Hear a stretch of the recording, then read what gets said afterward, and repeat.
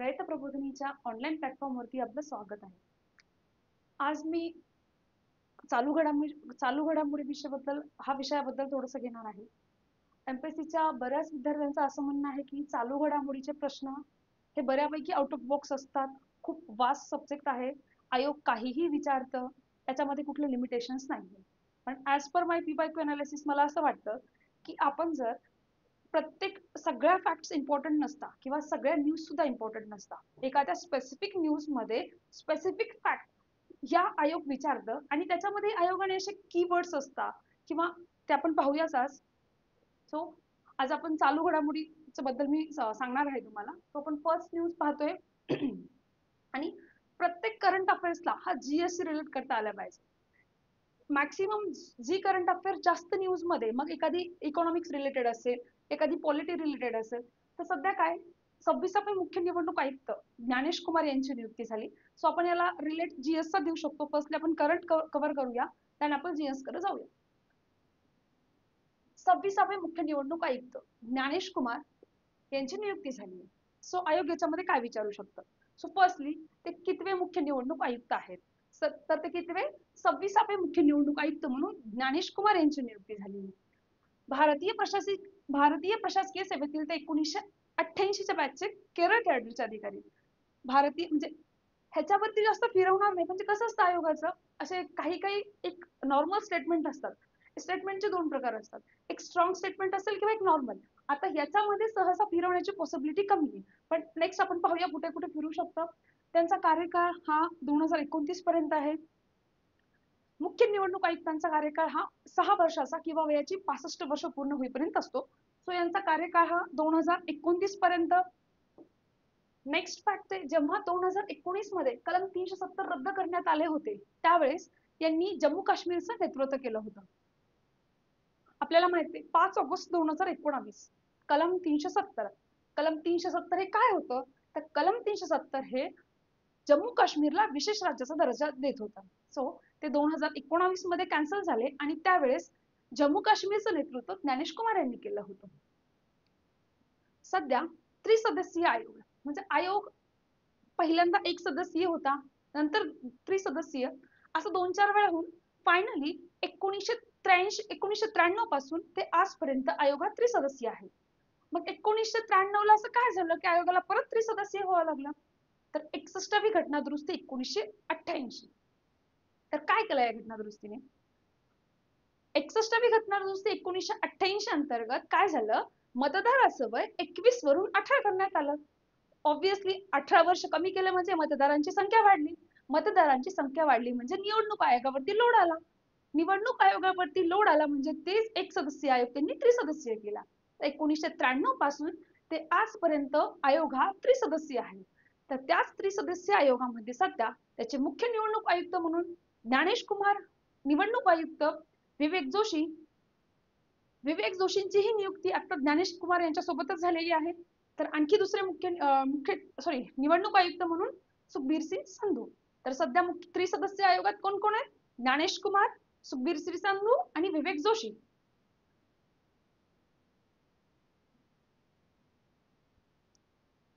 आता याला आपण जीएस म्हणजे correlation between current and general studies म्हणजे आपण करंटचा अभ्यास करत करत जीएसचा अभ्यास कसा करणार ते पाहूया.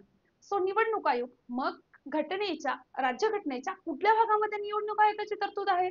तर भाग 15 मध्ये निवडणूक आयोगाची तरतूद आहे. कलम 324 अंतर्गत निवडणूक आयोग स्थापन केला जातो. कलम 324. निवडणूक आयोग हा मुख्य निवडणूक आयोग आणि राष्ट्रपती वेळोवेळी निश्चित करतील एवढ्या सदस्यांचा मिळून बनलेला असतो. सो निवडणूक आयोगामध्ये किती सदस्य असावे हे ठरवण्याचा अधिकार कोणाला? राष्ट्रपतींना. याच्यामध्ये आयोग फिरू शकतं, संसदेला आहे, पंतप्रधानाला आहे किंवा आणखी कोणाला. सो एक इथं क्लिअर करते मी की मुख्य निवडणूक आयोगाचे सदस्य ठरवण्याचा अधिकार हा राष्ट्रपतींना आहे. सो आपण आताच पाहिलं की 61वी घटना दुरुस्ती 1988 अंतर्गत आपण मतदानाचं वय 21 वरून 18 केलं आहे आणि निवडणूक आयोग हा 1993 पासून बहुसदस्यीय आहे. निवडणूक आयोगाचे स्वातंत्र्य. मुख्य निवडणूक आयुक्तांना पदावधीची सुरक्षा देण्यात आली आहे. म्हणजेच निवडणूक आयोगाची नियुक्ती जरी राष्ट्रपती करत असतील तरी त्यांना पदावरून दूर करण्याचा अधिकार हा राष्ट्रपतींना नाहीये. ते राष्ट्रपतीच्या मर्जीने पद धारण करत नाहीत. सो ही फॅक्ट पण इम्पॉर्टंट आहे. आणि अन्य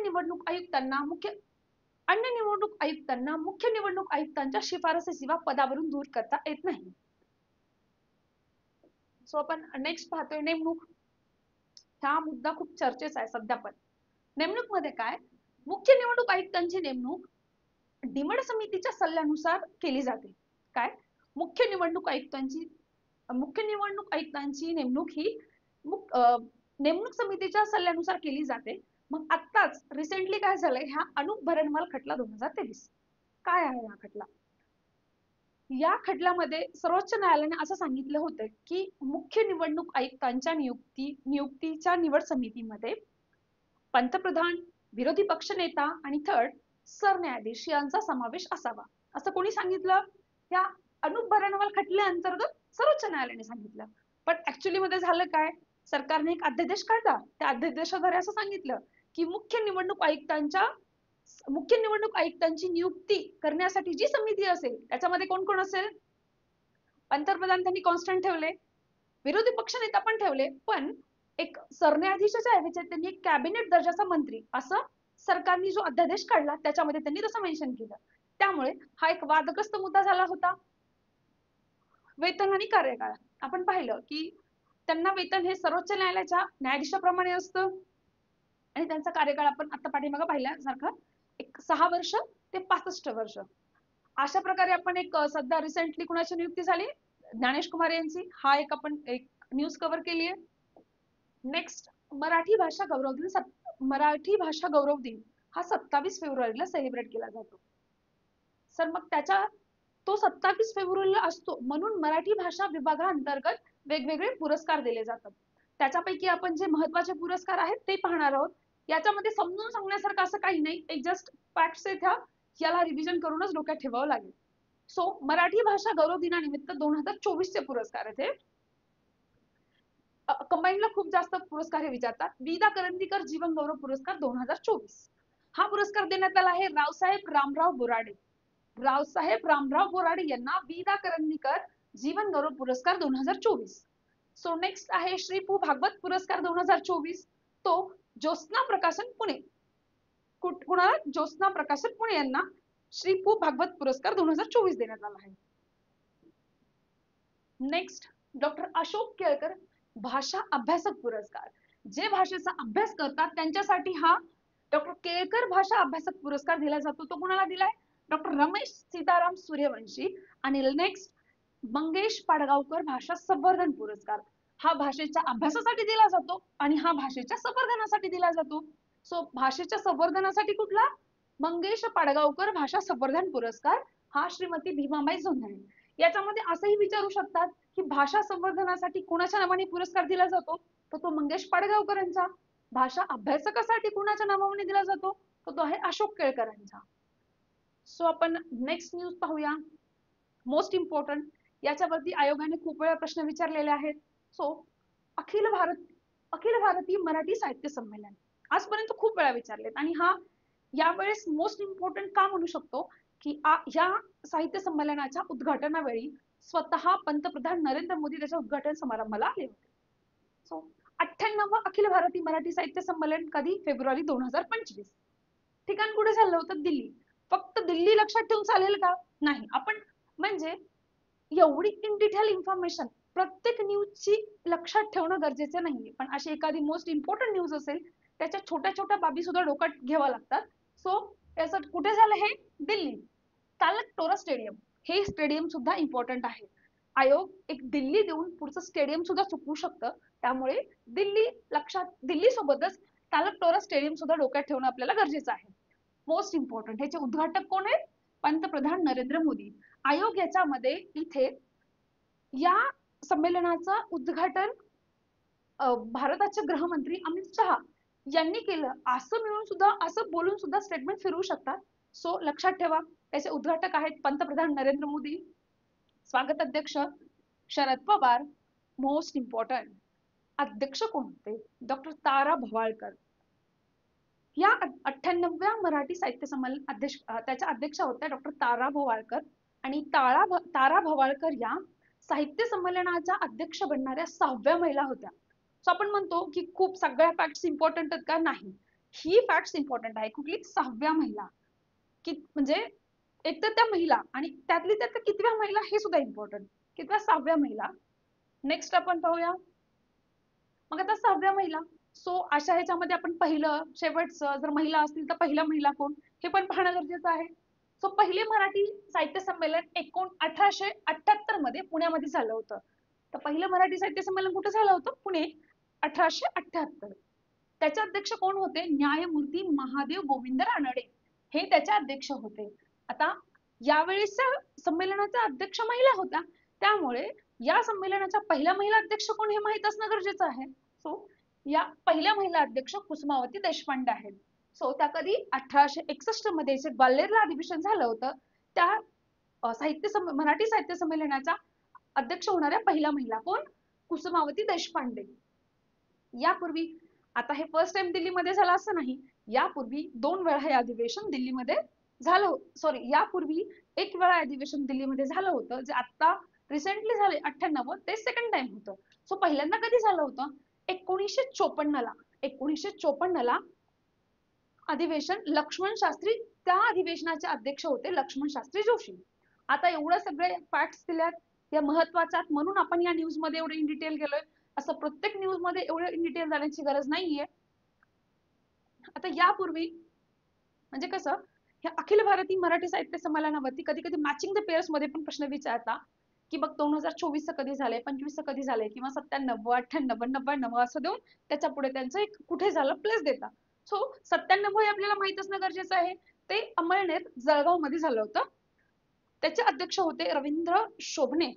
सो 97 जळगाव, अध्यक्ष रवींद्र शोभणे.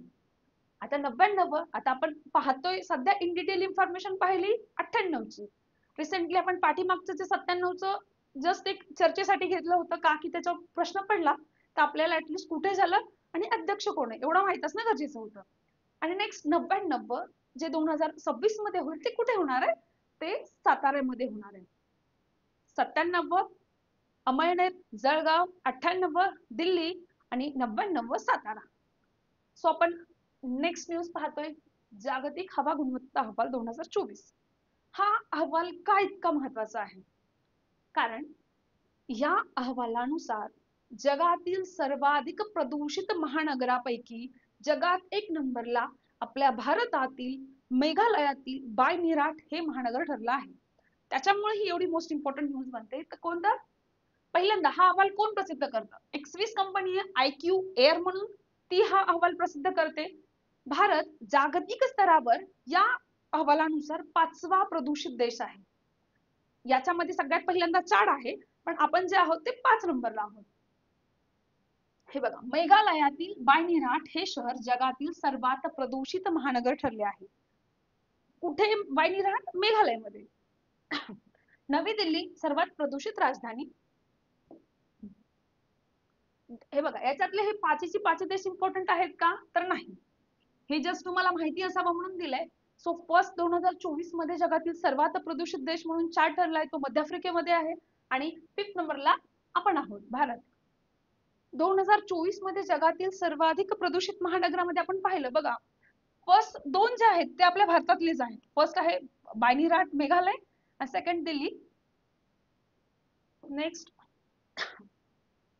2024 मधले जगातील सर्वात प्रदूषित राजधानी पाहिली आपण, दिल्ली. किती दिवसापासून दिल्लीचे आणि आजही दिल्लीचे. 2024 मधील सर्वाधिक प्रदूषित शहर विचारत असतील तर स्वच्छ असणं माहित असणं आपल्याला गरजेचं आहे. स्वच्छ आहे मायोगेस, ते कुठे? USA मध्ये. नेक्स्ट ऑस्कर पुरस्कार. हा पण पुरस्कार इम्पॉर्टंट आहे. 97 ऑस्कर पुरस्कार 2025. काय आहे ते ऑस्कर पुरस्कार? ऑस्कर पुरस्कार हे चित्रपट सृष्टीतील उत्कृष्ट कामगिरीसाठी दिले जाणारे अमेरिकन पुरस्कार आहेत. ऑस्कर पुरस्कार कुठल्या देशांतर्गत दिले जातात? तर अमेरिका या देशांतर्गत. सर्वाधिक 5 ऑस्कर जिंकलेला चित्रपट अनोरा. कुणाचा आहे हा? शॉन बेकरचा. हा चित्रपट इम्पॉर्टंट आहे, त्याला 5 पुरस्कार भेटलेले. कुठल्या चित्रपटाला? अनोरा चित्रपटाला. त्याचे दिग्दर्शक कोण? Shawn baker. सो सर्वोत्कृष्ट चित्रपट अनोरा, म्हणजे सर्वाधिक पुरस्कार मिळालेला चित्रपट पण अनोरा आणि सर्वोत्कृष्ट चित्रपट पण अनोरा. सर्वोत्कृष्ट दिग्दर्शक शॉन बेकर, जे की अनोराचे दिग्दर्शक आहेत. नेक्स्ट, सर्वोत्कृष्ट अभिनेत्री मिकी मॅडिसन. त्यांनी कुठे काम केलेलं आहे? त्यांनी सुद्धा अनोरामध्ये काम केलेलं आहे. सर्वोत्कृष्ट अभिनेता ॲड्रियन ब्रॉडरी. सर्वोत्कृष्ट अभिनेता ॲड्रियन ब्रॉडरी. हे बघा, आपण इथे छोटी ट्रिक लावू शकतो. जी मिकी माऊस असतं बघा, मुलींना जास्त टेडी आवडत असतात. सो आपण इथं म्हणू शकतो की अभिनेत्री मिकी आणि अभिनेता जे बॉड्री, मुलांना जास्त बॉडी बनवण्याचा शौक असतो. सो इथं बॉड्रीला ट्रिक लावून आपण अभिनेता म्हटलं तर बॉड्री आणि मिकी म्हटलं तर अभिनेत्री. सर्वोत्कृष्ट मूळ पटकथा अनोरा. सर्वोत्कृष्ट आंतरराष्ट्रीय चित्रपट आय एम स्टील हेअर. हा पण इम्पॉर्टंट आहे. सर्वोत्कृष्ट आंतरराष्ट्रीय चित्रपट कुठला? I am still here. आता तुम्ही म्हटलं असाल की याच्यामध्ये एवढ्या सगळ्या गोष्टी देणं इम्पॉर्टंट आहे का? तर हो, याच्यामध्ये या सगळ्या गोष्टी देणं इम्पॉर्टंट आहे. पण ही प्रत्येक गोष्ट तुम्हाला करणं होत नसेल तर ऍटलिस्ट फर्स्ट 4 फॅक्ट्स करा. सर्वोत्कृष्ट चित्रपट, सर्वोत्कृष्ट अभिनेता, सर्वोत्कृष्ट दिग्दर्शक आणि सर्वोत्कृष्ट अभिनेत्री. सो ह्या नंतरच्या फॅक्ट्स नाही फक्त पाहून घ्या. काही वेळेला असं होतं की आपण जस्ट पाहिलेलं असतं आणि ऑन द स्पॉट अचानक एक्झाम मध्ये दिसलं तर आठवून जातं.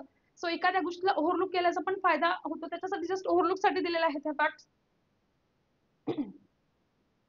सर्वोत्कृष्ट documentary feature film no other land. सर्वोत्कृष्ट live action short film I am not robot. सर्वोत्कृष्ट animated short film in the shadow of cypress. Cypress एक झाड असतं ते, कुठले ते? सर्वोत्कृष्ट अॅनिमेटेड शॉर्ट फिल्म आहे ही, in the shadow of cypress. आपण ऑस्कर पाहिलेले आहेत. नेक्स्ट जातोय आपण. माझ्या मते राज्यसभा प्रिलिम्स असेल, कंबाईन प्रिलिम्स असेल, ग्रुप सी असेल, सरळ सेवा असेल, या वेळेस प्रत्येक एक्झामला मला असं वाटतं वैयक्तिक की निवडणूक आयोगावरती प्रश्न असणार आहे. कारण मुख्य निवडणूक आयुक्त यांची पण नियुक्ती झाली आणि भारताचे मुख्य निवडणूक आयुक्त, माजी मुख्य निवडणूक आयुक्त नवीन चावला यांचं सुद्धा निधन झालेलं आहे. सो निवडणूक आयोग मोस्ट इम्पॉर्टंट चॅप्टर असेल येत्या एक्झाम मध्ये. सो तो व्यवस्थित करायला पाहिजे. भारताचे माजी मुख्य निवडणूक आयुक्त नवीन चावला यांचं निधन झालंय. त्यांचं निधन 2025 मध्ये झालंय. कुठे झाले? दिल्लीमध्ये. 1969च्या बॅचचे आय एस अधिकारी होते. इट्स ओके, जेवढ्या काही इम्पॉर्टंट फॅक्ट्स नाही आहेत. 2005 मध्ये त्यांनी निवडणूक आयुक्त म्हणून काम केलं, ही पण ओके, जस्ट माहित असावं. पण इथून पुढच्या फॅक्ट्स मोस्ट इम्पॉर्टंट आहे. त्यांनी 2009 ते 2010 या काळात देशाचे 16वे मुख्य निवडणूक आयुक्त. ज्ञानेश कुमार हे सध्या कितवे मुख्य निवडणूक आयुक्त? 26वे. हे कितवे? 16वे. म्हणजे आता हे दोन फॅक्ट्स इम्पॉर्टंट आहेत. हे नवीन चावला यांचं निधन झालंय ते 16वे होते आणि आता ज्ञानेश कुमार जे आहेत ते 26वे आहेत. त्यांच्या काळात तृतीयपंथीयांना स्वतंत्र या इतर वर्गातील नोंदणी करून मतदानाचा हक्क दिला. म्हणजे ऍक्च्युली काय झालं की अगोदर तृतीयपंथीयांना कसं होतं, मतदानाचा अधिकार होता पण त्यांना एक दोनच ऑप्शन्स होते, एक तर मेल मेन्शन करा किंवा फिमेल. पण नवीन चावला यांनी काय केलं, जे की त्यांना एक ऑप्शन, एक्स्ट्रा ऑप्शन दिला त्याच्यामध्ये, इतर. त्या इतर मध्ये तृतीयपंथीयांना इतर या कॅटेगरीमध्ये मतदान करताना त्यांना ऑप्शन भेटला. आणि आता काय आहे, 2014 पासून त्यांना डायरेक्टली तृतीयपंथी, थर्ड जेंडर हा ऑप्शन देऊन ते मतदान करू शकतात. त्यांना एक राष्ट्रीय लोकशाही आघाडीच्या 200 खासदारांनी त्यांच्यावरती एक काढून टाकण्यासाठी त्यांच्यावरती एक म्हणजे ठराव पण मांडला होता राष्ट्रपतीकडे. त्यांना ऑक्सफर्ड विद्यापीठाचा king Elizabeth house of fellow हा सन्मान दिलेला आहे. सो याच न्यूज मध्ये ते कितवे निवडणूक आयुक्त होते. त्यांचा मुख्य निवडणूक आयुक्त असण्याचा कार्यकाळ इम्पॉर्टंट आहे. त्यांनी तृतीयपंथीयांना इतर हा ऑप्शन दिलेला हे पण इम्पॉर्टंट आहे.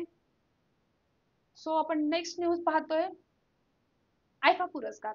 याच्या अगोदरचे पाहिले आपण ऑस्कर पाहिले, आता जे पाहतो आपण आयफा. ऑस्कर अंतर्गत सर्वोत्कृष्ट चित्रपट हा अनोरा ठरला होता. तो IIFA, international Indian film academy awards.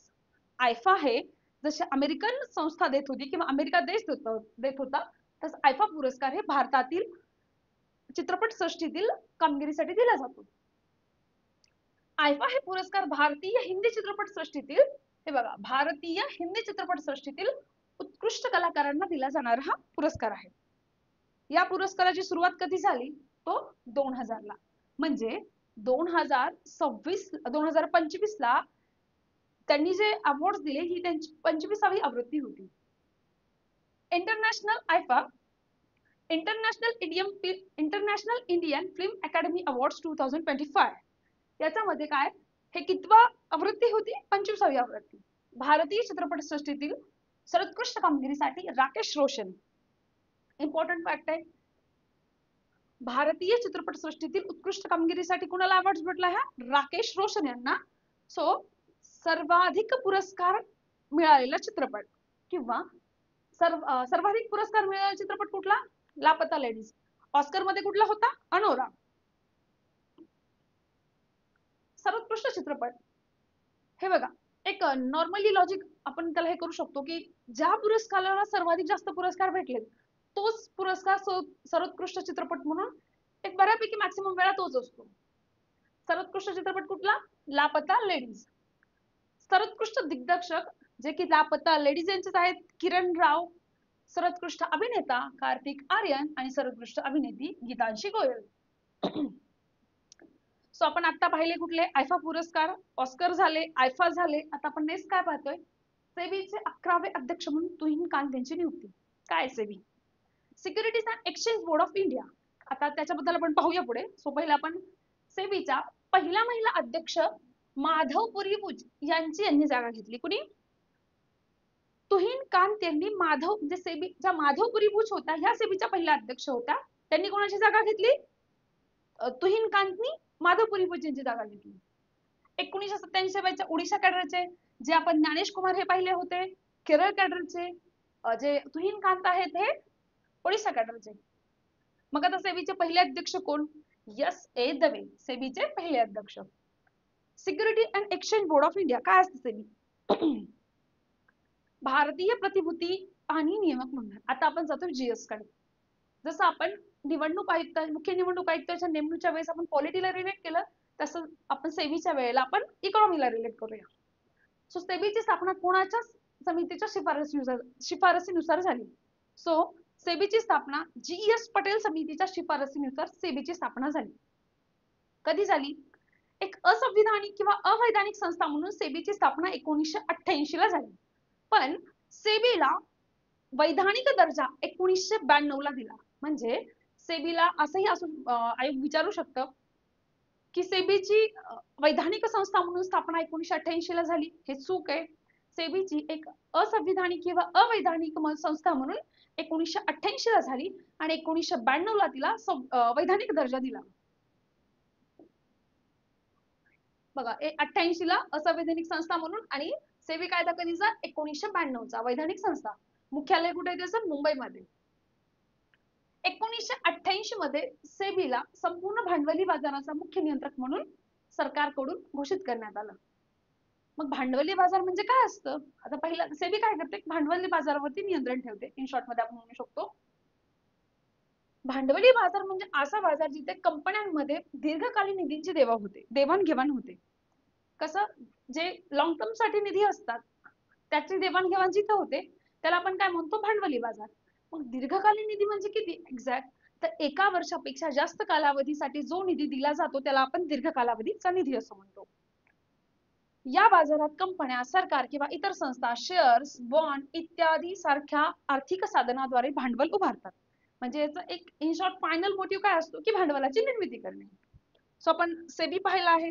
Next BCC, British broadcasting corporation. या अंतर्गत वेगवेगळ्या प्रकारचे पुरस्कार दिले जातात.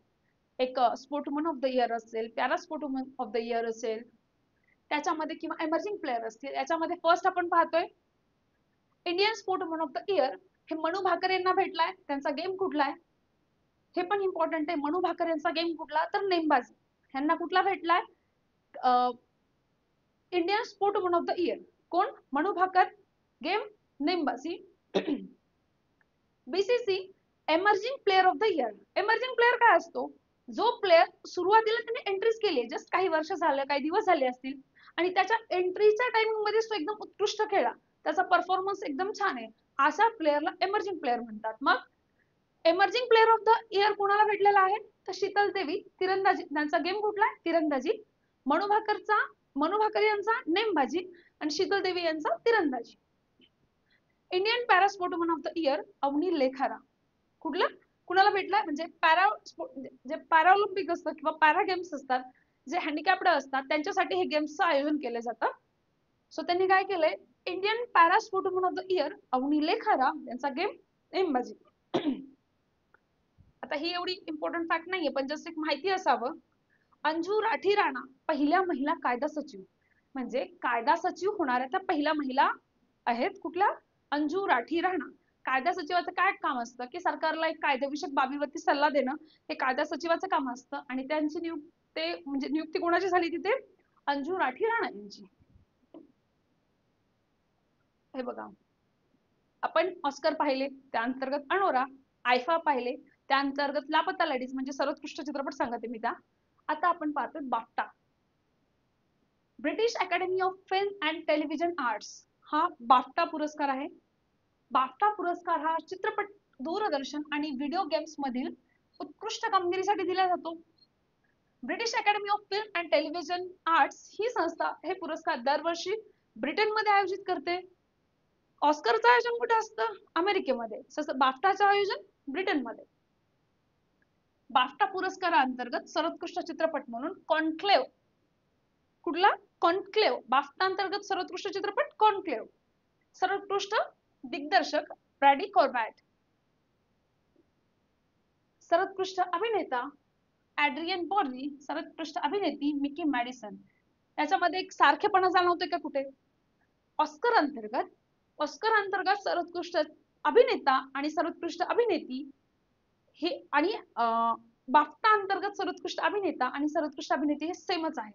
जे की आपण पाहिलं होतं की अभिनेत्री म्हणून मिकी पाहिलं होतं मग अशा आपण याच्यामध्ये कुठे ऑस्कर मध्ये आणि अभिनेता म्हणून बॉड्री. सो बाफ्टा अंतर्गत पण तेच आहेत. Best film not in English language एलिमिया परेज. हे मला इम्पॉर्टंट वाटलं म्हणजे मी टाकले पण ह्या दोन इम्पॉर्टंट गोष्टी आहेत वरच्या त्याला व्यवस्थित रिवाइज करा. हे पुरस्कार ह्याच्यावरती आणखी प्रश्न तर आला नाही पण मला असं वाटतं की ह्याच्यावरती एक आपण एक्सपेक्टेड प्रश्न म्हणू शकतो का तो याच्यावरती येऊ शकतो कारण की हे जे पुरस्कार आहेत ते नोबेलच्या समतुल्य आहेत त्याच्यामुळे आपण याच्याबद्दलही थोडीशी माहिती पाहूया. हॉलबर्ग पुरस्कार 2025 हा पुरस्कार कोणाला भेटलाय गायत्री चक्रवर्ती स्पिवक. काय आहे हा पुरस्कार. हा पुरस्कार सामाजिक विज्ञान कायदा किंवा धर्मशास्त्र संशोधन क्षेत्रातील नोबेल पुरस्काराच्या समतुल्य मानला जातो. कुठला पुरस्कार हॉलबर्ग पुरस्कार. डायरेक्टली आपल्याला हा कोणाला दिला हे विचारू शकतात. थोडी पॉसिबिलिटी कमी असेल तर हा कुठल्या क्षेत्राचा पुरस्कार हे पण विचारू शकतात. ते कुठला पाहिला हॉलबर्ग पुरस्कार. Next M Turing award. हा पण मला इम्पॉर्टंट वाटतो का हा एक कम्प्युटिंग क्षेत्रातील नोबेल म्हणून हा ओळखला जातो. जे कम्प्युटिंग क्षेत्र असतं त्याच्यातला नोबेल म्हणून कुठला अवॉर्ड ट्युरिंग अवॉर्ड. ट्युरिंग पुरस्कार संगणक क्षेत्रातील सर्वोच्च सन्मान. आजकाल प्रत्येक गोष्ट ही कम्प्युटराइज झाली त्याच्यामुळे हा अवॉर्ड पण इम्पॉर्टंट आहे. सो हा अवॉर्ड ट्युरिंग अवॉर्ड कशाशी रिलेटेड आहे तर हा ट्युरिंग अवॉर्ड हा संगणक शास्त्रातील सर्वोच्च सन्मान. कम्प्युटिंग मधील नोबेल पारितोषिक म्हणून हा ओळखला जातो. 2024 चे विजेते ऍड्यू जी बार्टा आणि रिचर्ड एस सटन हे दोघांचे नाव जस्ट वाचून ठेवा. विचारतील याच्याबद्दल काही 100% आपण नाही सांगू शकत पण हा अवॉर्ड कशा संदर्भात आहे हे विचारू शकता त्याच्यावरती. नेक्स्ट आपण पाहतोय ICC international cricket council champions trophy 2025. ही ट्रॉफी भारताने जिंकलेली आहे त्याच्यामुळे ही इम्पॉर्टंट न्यूज ठरते. सो ह्याचा उपविजेता आहे न्यूझीलंड. विजेता भारत उपविजेता न्यूझीलंड. याच्यामध्ये हे भारताचं हे तिसऱ्यांदा विजेतेपद आहे. आयोग याच्यामध्ये दुसऱ्यांदा करू शकतो 6व्यांदा करू शकतो पण हे तिसऱ्यांदा विजेतेपद आहे. याच्या अगोदर 2002 2003 मध्ये भारताने याचं विजेतेपद जिंकलेलं होतं. अंतिम सामनावीर रोहित शर्मा. स्पर्धेतील सर्वोत्तम क्रिकेटपटू सचिन रवींद्र न्यूझीलंड. साहित्य अकादमी पुरस्कार मोस्ट इम्पॉर्टंट. आतापर्यंत आयोगाने याच्यावरती किती असे एक्झाम, मला असं वाटतं की या पुरस्कारावरती प्रश्न न विचारलेले एक्झाम कदाचित काही स्पेसिफिक असतात. प्रत्येक एक्झामला याच्यावरती प्रश्न असतो म्हणजे असतो. एक तर मल्टी लाईनर असेल किंवा वन लाईनर असेल, पण प्रश्न असतो. काय आहे सगळ्यात महत्वाची गोष्ट, या पुरस्काराची स्थापना केव्हा झाली आणि हा पुरस्कार सुरू केव्हा झाला? तो साहित्य अकादमी पुरस्कार हा 1954 मध्ये स्थापन झाला आणि 1955 पासून हा पुरस्कार दिला जातो. कोण देतं? साहित्य अकादमी ही संस्था भारत सरकारच्या सांस्कृतिक मंत्रालयाच्या अंतर्गत स्वायत्त संस्था आहे. कोण देतं? साहित्य अकादमी एक संस्कृत म्हणजे ही एक संस्था आहे. आपलं जे साहित्य मंत्रालय आहे त्याच्या अंतर्गत, सांस्कृतिक मंत्रालय आहे त्याच्या अंतर्गत हा पुरस्कार 24 भाषांसाठी दिला जातो. जे आपल्या 8व्या अनुसूचीतील 22 भाषा, एक इंग्लिश आणि एक राजस्थानी अशा 24 भाषांसाठी साहित्य अकादमी दिला जातो. मार्च 2025 मध्ये सन्मानित करण्यात आलेले पुरस्कार, या म्हणजे 2025च्या पुरस्कारामध्ये असं काय विशेष घडलं की याच्यावरती प्रश्न विचारण्याची पॉसिबिलिटी वाढली? साहित्य अकादमी 2025 अंतर्गत 2 मराठी व्यक्तींना हा पुरस्कार भेटलेला आहे. म्हणजे नॉर्मली कसं असतं की मराठी भाषेसाठी मराठी व्यक्तीला भेटतो, पण यावेळेस असं न होता गुजराती भाषेसाठी सुद्धा मराठी व्यक्तीला हा पुरस्कार भेटलेला आहे. सो आपण ते पाहूया कोण आहेत ते. म्हणजे साहित्य अकादमी पुरस्कार 2024 2 मराठी व्यक्तींना, भाषा जरी गुजराती आणि मराठी असतील पण व्यक्ती मात्र मराठी 2 आहेत त्याच्यामध्ये. पहिले आहेत डॉक्टर सुधीर रसाळ आणि सेकंड आहेत दिलीप झवेरी. म्हणजे गुजराती भाषेसाठी जो पुरस्कार भेटला आहे तो दिलीप झवेरी यांना भेटलेला आहे आणि ते मराठी व्यक्ती आहेत. डॉक्टर सुधीर रसाळ यांना विद्यांचे गद्यरूप या ग्रंथासाठी भेटलेला आहे. हे बघा, प्रत्येक गोष्ट, प्रत्येक फॅक्टला किंवा प्रत्येक न्यूजला एवढ्या इन डिटेल मध्ये जाणं गरजेचं नाहीये, पण याच्यावरती आयोगाने खूप सारे प्रश्न विचारलेत आणि हा टॉपिक परीक्षेच्या दृष्टीने महत्वाचा असल्यामुळे याच्यामध्ये आयोग कधी कधी ग्रंथ किंवा काव्यसंग्रह याच्यामध्येही फेरफार करतं. त्याच्यामुळे कोणाचा ग्रंथ आणि कोणाचा काव्यसंग्रह या सगळ्या गोष्टी आपल्याला माहित असणं गरजेचं आहे. सो मराठी भाषेसाठी डॉक्टर सुधीर रसाळ विद्यांचे गद्यरूप याच्यासाठी आणि त्यांचा हा काय आहे ग्रंथ. गुजराती भाषेसाठी दिलीप झवेरी यांची कविता संग्रह कुठला? भगवाननी वातो. गुजराती भाषेसाठी दिलीप झवेरी यांचा कुठला कविता संग्रह? भगवाननी वातो. आणि मराठी भाषेसाठी डॉक्टर सुधीर रसाळ यांचे विद्यांचे गद्यरूप हा ग्रंथ. नेक्स्ट म्हणजे साहित्य अकादमी अंतर्गत 4 पुरस्कार दिले जातात. एक साहित्य अकादमी पुरस्कार, साहित्य अकादमी बाल पुरस्कार, साहित्य अकादमी युवा पुरस्कार आणि साहित्य अकादमी भाषा अनुवाद पुरस्कार. तो आपण पहिला पाहिला आहे साहित्य अकादमी पुरस्कार. नेक्स्ट पाहतोय साहित्य अकादमी बाल साहित्य पुरस्कार 2025. आता हा पुरस्कार कोणाला दिला हे पाहूया. 2025 चे विजेते सुरेश सावंत. साहित्य अकादमी बाल साहित्य पुरस्कार 2025 म्हणजे पुरस्कार 25 ला जाहीर झाले पण ऍक्च्युअली ते 24 चे पुरस्कार आहेत. सो कोण याचे बाल साहित्य पुरस्काराचे विजेते कोण? सुरेश सावंत. त्यांचा आभाळ यात्रा हा काय कविता संग्रह, जो की आपण कुणाचा कविता संग्रह पाहिला होता? जे गुजराती भाषेसाठी कवी दिलीप झवेरी यांचा पण कविता संग्रह होता.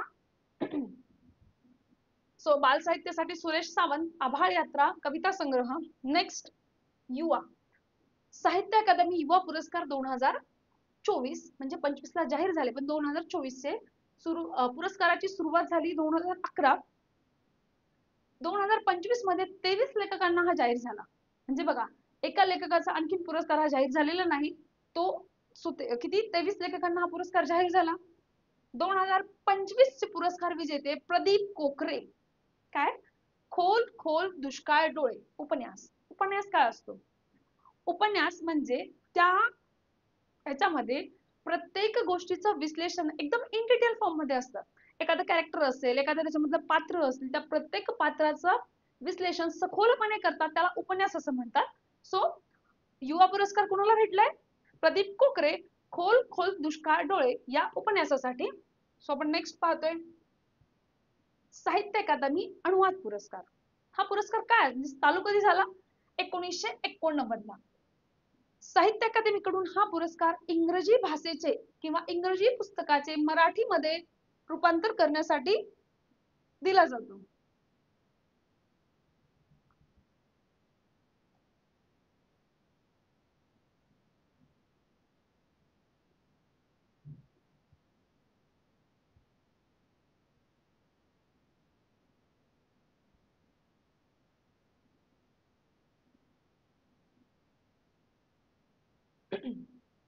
सॉरी, मिस्टेक झाली होती थोडी. साहित्य अकादमी अनुवाद पुरस्कार कधी पाहिलं होतं आपण? 1989 मध्ये. कशासाठी? इंग्रजी पुस्तकाचे मराठीमध्ये अनुवाद करण्यासाठी. सो ह्याच्यामध्ये दोन गोष्टी इम्पॉर्टंट आहे. इंग्रजी पुस्तक कोणाचं होतं आणि त्याचा अनुवाद कुणी केला. याच्यामधलं जे पुस्तक आहे the difficulty of being good, पुस्तक कुठले? The difficulty of being good हे पुस्तक कोणाचं आहे? गुरुचरण दास यांचं. The difficulty of being good हे पुस्तक आहे गुरुचरण दास यांचं आणि त्याचं मराठीमध्ये रूपांतर केलं आहे सुदर्शन आठवले यांनी. याच्यामध्ये दोन गोष्टी इम्पॉर्टंट पाहिल्या आपण, म्हणजे पुस्तक कोणाचं आहे आणि कुणी अनुवाद केला, ह्या दोन्ही गोष्टी इम्पॉर्टंट आहेत. आयोग याच्यामध्ये एक्सचेंज करून ते फिरवू शकतं. सो आपण साहित्य अकादमी पुरस्कार पाहिले. मला असं वाटतं की मी एक मार्च आणि फेब्रुवारी आणि मार्च महिन्यामध्ये जे काही मला मोस्ट इम्पॉर्टंट डाटा वाटला त्या मी कव्हर करण्याचा प्रयत्न केला आहे. थँक्यू.